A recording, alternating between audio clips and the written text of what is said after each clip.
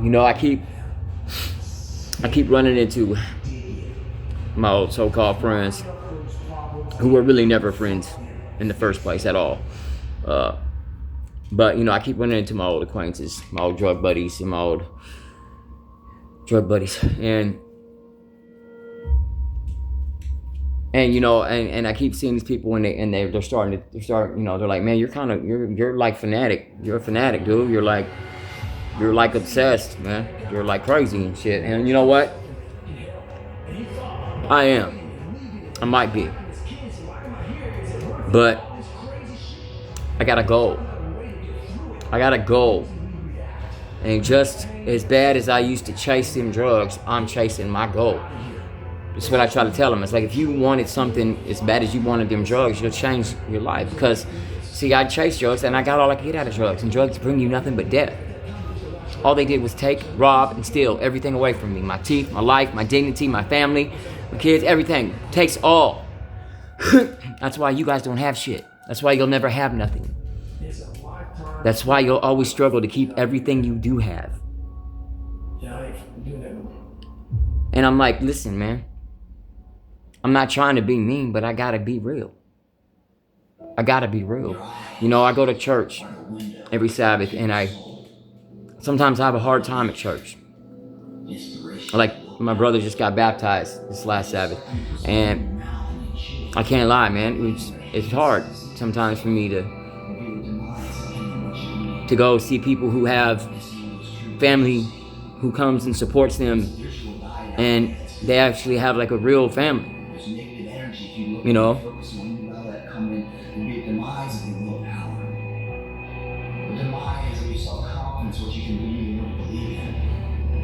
That's why I'm learning to love myself. That's why I love myself now. So I may be crazy, and I may be, you know, whatever you want to call me. But I'm learning to do me, and I'm learning to love me, because I'm all I got. Me and my Lord, my Jesus. But it does hurt. It does hurt. So to you people out there, and to all you kids out there who got dads and moms who pay for your car payments and buy you guys vehicles and help move you into your first apartment and help pay your tuition and all that. Appreciate that shit, man. Appreciate that shit. And know what you got. Know your worth, because there are people out here who really envy what you have and will do anything to have what you have.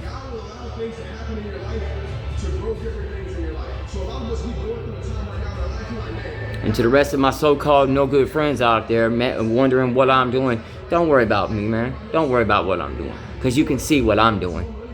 I'm doing what you won't do. That's why I'm crazy to y'all. That's why I'm a nutball to y'all. Because I remind you of what you refuse to do. You refuse to get off that couch. You refuse to hit a gym. You refuse to change. And if nothing changes, nothing changes. And if you're happy being a nobody, and you're happy being obese, and you're happy being stuck on drugs, and having nothing in your life, and never having shit, then more power to you. I wish you the best. Just do me a favor. Stay out of Jay's way. Because Jay's going to do something with his life. That's what the fuck I'm doing, brothers and sisters. And I'm sorry, excuse my language, but yes, every now and then, it comes out. Like, I have to remind, you know, like my pastor and stuff, you know, they don't understand, man. They don't understand who I am yet. They're learning who I am, but, you know, besides a college degree and all that shit, I'm from the streets. I'm from the gutter. I ain't never had shit my whole life. Yeah, I don't have no education. My last grade was 5th grade. My mom turned me on to a meth pipe at 13 years old. I ran away at 13 years old, and I've been on the streets hustling, doing what I got to do to take care of myself ever since. Okay? And the time that I was in school, that I can remember, I was more worried about what I had to come home to, the nightmare I had to come home to. So basically, I taught myself how to read and write. I know. All that said, I'm a very intellectual individual. I'm highly intelligent. I just didn't have the chances that and the opportunities that a lot of people out here have. And it really upsets me because I see a lot of people out here who have those opportunities and have the parents and have those chances that I did not have, that sit around and whine and complain about how messed up their life is because they made it that way. I'm like, are you sissy la? Woe is me. I ain't got time for it, man. I don't got time for that. I don't got time for that. I can't catch a break shit. Woe is me. Get off the pity potty, man. Piss or get off the pot or get out my way, man. Because I'll throw you and that pot right out the window. I'm not in the mood. I ain't got time for it. Okay? If you don't want to better yourself, if you don't want to make changes, then own it. Own that shit. Own where you're at. Don't bitch and don't whine about it. Don't make us all have to hear it. Don't complain about it to the world. Don't whine and tell everybody why you can't and why you're stuck with that glass pipe stuck in your mouth. Like, no, you're choosing to stay stuck. You're choosing to stay homeless. You're choosing to stay with that needle in your arm. It's a choice.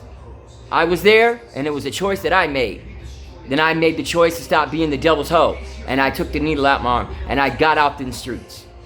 I did what I had to do what it takes to get out in the streets and to change myself.